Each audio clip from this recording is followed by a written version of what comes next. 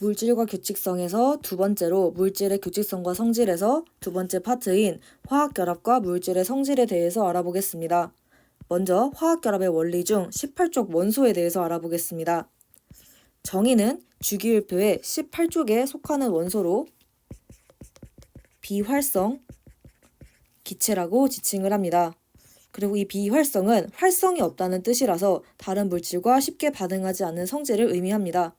그리고 기체니까 고체랑 액체가 아니다 라고 기억하시면 됩니다. 대표적인 예시로는 헬륨, 네온, 아르곤 등등등이 있는데 이 순서대로 원자 번호가 커진다 라고 기억하시면 됩니다. 특징으로는 화학적으로 안정하기 때문에 반응성이 작아서 다른 원소와 거의 반응하지 않습니다. 그래서 단원자, 분자, 동일한 말로 1원자, 분자라고 하는데 단원자, 분자 상태로 존재합니다. 그리고 분자는 덩어리를 생각하시면 됩니다. 그래서 얘 혼자서 그냥 하나의 덩어리로 둥둥 떠다닌다라고 보시면 됩니다. 그리고 원자과 전자의 개수는 화학결합에 거의 참여하지 않고 안정하기 때문에 0이고 최외곽전자의 개수는 8개입니다. 근데 예외사항으로는 헬륨은 첫 번째 껍질에 전자 2개까지만 채울 수 있기 때문에 최외곽전자의 개수는 2개다 라고 기억하시면 됩니다.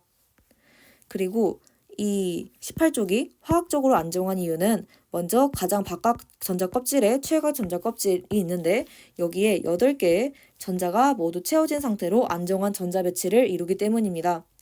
근데 예외적으로 헬륨은 1주기이고 1주기는 껍질 하나인데 거기에 전자 2개까지밖에 못 채우기 때문에 헬륨만 최외곽 전자 껍질에 전자 2개 채운다 라고 보시면 됩니다.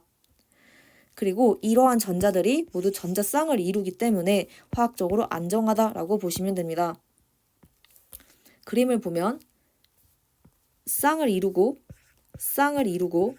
다 쌍을 이루고 있습니다.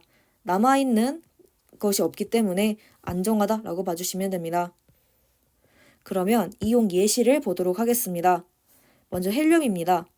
풍선과 비행선에 사용할 수 있는데 얘네들의 특징은 둥둥 뜬다 라고 기억하시면 됩니다. 그래서 밀도가 작아야 됩니다. 근데 헬륨은 밀도가 작습니다. 게다가 수소기체, 즉 화학식으로 H2라고 쓰는데 수소기체보다 안정하기 때문에 적합하게 됩니다. 그러면 수소기체가 왜 적합하지 않냐라고 할 수 있는데 밀도가 작은 거는 장점입니다. 하지만 수소기체는 공기와 혼합이 되어 있을 때 폭발의 위험이 존재합니다. 그래서 적절하지 않다라고 기억하시면 됩니다. 그래서 이 파트를 이제 바로 앞부분과 연관지어서 생각을 해본다면 제가 앞 시간에 불과 수소가 만나는 걸 간접적으로 알려줌으로써 얘가 수소기체가 있다는 걸 우리가 간접적으로 파악할 수 있다 했습니다. 그래서 불이랑 수소가 만나면 펑 터지는 수소 폭탄이 될 수 있다고 이야기를 썼습니다. 그래서 만약에 불이랑 어떤 기체가 만났는데 터진다, 폭발한다 라는 언급이 나온다면 얘는 수소기체구나 라는 걸 간접적으로 파악을 할 수가 있었습니다. 그래서 이렇게 불이랑 수소 만나서 펑 터지기 때문에 얘는 이렇게 풍선이나 비행선의 원료로 부적합하다라고 보시면 됩니다. 그리고 헬륨은 목소리 변형에도 사용이 되는데 이거는 여기서 더 설명을 드리도록 하겠습니다. 그리고 네온은 우리 광고판의 충전 기체로 너무 유명하게 잘 알고 있습니다. 네온, 사인 생각을 해주시면 됩니다. 그리고 아르곤은 형광등의 충전 기체인데 용접 부위의 보호로도 사용이 됩니다. 이렇게 보호하는 목적은 용접할 때 용접 부위가 산소와 반응하지 않도록 방지를 하는 기능을 해주고 있습니다. 그러면 목소리 변형에 사용되는 기체를 헬륨과 크립톤 이렇게 2개 보도록 하겠습니다. 헬륨은 18족에 속하는 원소이기 때문에 당연히 활성이 없는 비활성 기체에 해당합니다. 그리고 평소보다 높은 소리를 낼 때 사용이 됩니다. 이유는 헬륨은 공기보다 밀도가 작습니다. 그래서 소리가 이동을 할 때 헬륨을 훨씬 더 수월하게 빨리 이동할 수 있습니다. 그래서 헬륨을 통과하는 소리 속도가 공기를 통과하는 소리 속도보다 큽니다. 얘가 더 크니까 더 높은 소리를 낸다라고 보시면 되고 헬륨 마셨을 때 나는 소리가 오리 소리랑 비슷합니다. 무언가 삐에로 소리 연상하시면 됩니다. 그래서 도날드 덕 효과라고도 불립니다. 그리고 크립톤이란 기체가 있는데 이 표를 보게 되면 똑같이 18쪽에 해당하는 걸 볼 수가 있습니다. 그래서 18쪽에 속하는 원소니까 마찬가지로 비활성 기체에 해당한다라고 보시면 되고, 얘는 반대로 평소보다 낮은 소리를 낼 때 사용하게 됩니다. 이유는 크립톤은 공기보다 밀도가 높습니다. 그래서 소리가 이동을 할 때 공기보다 훨씬 어렵습니다. 그래서 크립톤 통과하는 속도가 공기를 통과하는 속도보다 느리게 됩니다. 그래서 낮은 소리를 내게 되고, 크립톤 마셨을 때 내는 소리를 우리는 크립톤 보이스라고 지칭을 하게 됩니다. 그러면 두 번째로 화학결합의 원리에 대해서 알아보겠습니다. 특징은 18쪽에 속하지 않는 원소는 18쪽 원소와 같은 전자 배치를 해서 안정화해지려고 하는 성질을 가진다는 것입니다. 즉, 옥텟 규칙을 따르려고 한다라고 보시면 됩니다. 옥텟 규칙의 정의는 원자들이 18쪽 원소인 비활성 기체처럼 최각 전자 껍질에 전자 8개를 채워서 안정화해지려고 하는 경향을 가진다는 규칙입니다. 그래서 이 옥텟이 8을 연상할 수 있다는 것을 이 파트 할 때 했었습니다. 그리고 옥텟 규칙은 이온을 형성할 때 또는 공유결합할 때 모두 적용이 됩니다. 근데 예외사항이 있었습니다. 먼저 수소와 헬륨은 일주기 원소이기 때문에 최각 전자 껍질에 2개까지만 채울 수가 있습니다. 그리고 리튬은 전자를 1개 잃어서 첫 번째 전자 껍질에만 전자 2개를 가지는 리튬 이온이 되려고 하는 경향이 있습니다. 그리고 베릴륨은 결합을 총 2번 할 수 있습니다. 왜냐하면 최각 전자가 2개이기 때문입니다. 그래서 다른 원소와 결합할 때 최각 전자 껍질에 2개씩 2개의 전자를 가지기 때문에 총 4개를 채울 수가 있게 됩니다. 네, 이 부분도 이 그림을 통해서 더 자세하게 말씀드리겠습니다. 그리고 붕소는 결합을 최각 전자가 3개니까 3번 할 수 있습니다. 그래서 다른 원소와 결합할 때 최각 전자 껍질에 3 곱하기 2 해서 6개의 전자를 채울 수가 있습니다. 이 부분, 이거 저번 시간에 설명을 드렸었는데 조금 더 다시 한번 복습을 해보자면, 베릴륨은 자기가 전자 2개 내놓을 수 있고 남으로부터 전자 1개씩 받습니다. 그래서 1, 2, 3, 4 이렇게 4개 채울 수 있고 1, 2, 3, 4 이렇게 4개 채울 수 있습니다. 그리고 붕소는 자기가 3개 내놓고 남으로부터 3개 받을 수 있습니다. 그래서 1, 2, 3, 4, 5, 6 1, 2, 3, 4, 5, 6 해서 전자 6개 채울 수가 있게 됩니다.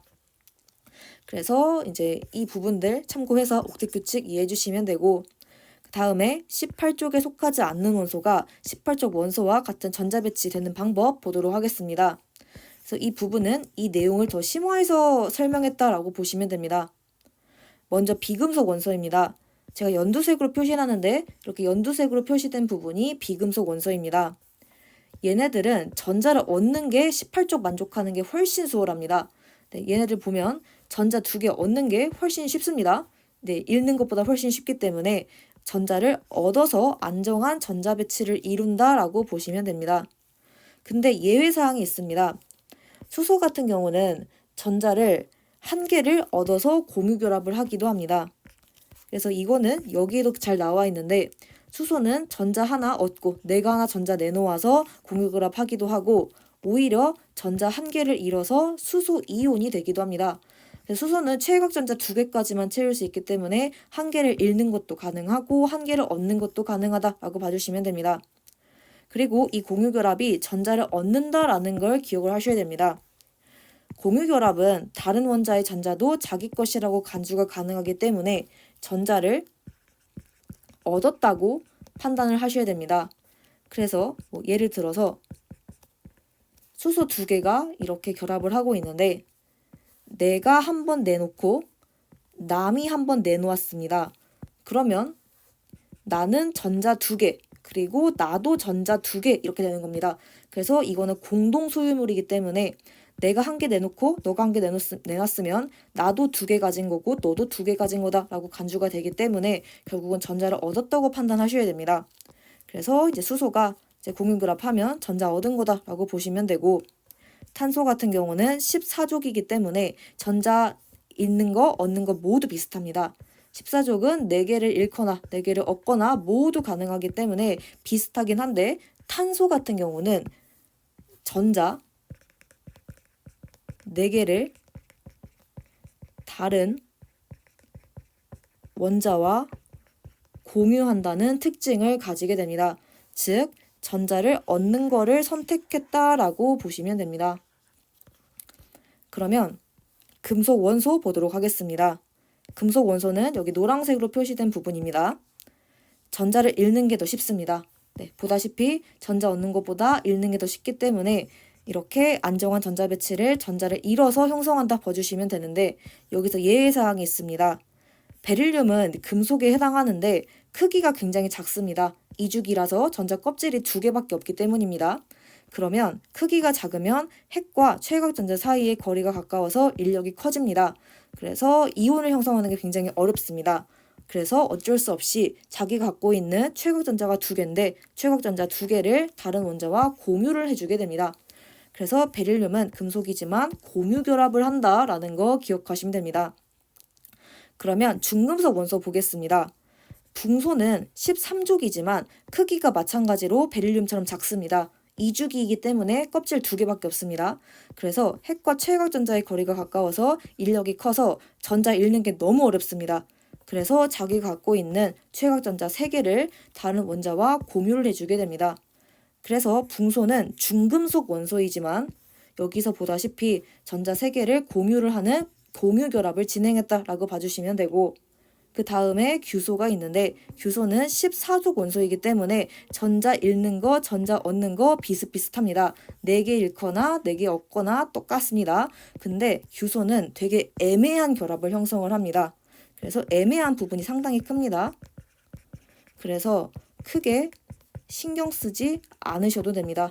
네, 규소 딱 집어서 뭐 얘가 공유니 아니면 이온이니 막 이런 식으로 안 물어보기 때문에 이렇게 애매한 거는 신경 쓰지 않으셔도 됩니다.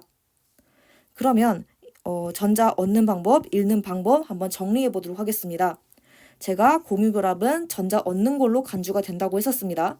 그래서 전자 얻는 방법은 아예 음이온을 형성하는 방법도 있지만 공유 결합을 통해서 전자를 공유해서, 그러니까 너도 내 거 가지고 나도 너 거 가질게 라고 해서 얻는 방법 2가지 가능한데, 전자를 잃는 방법은 양이온 형성만 가능하다라고 봐주시면 됩니다.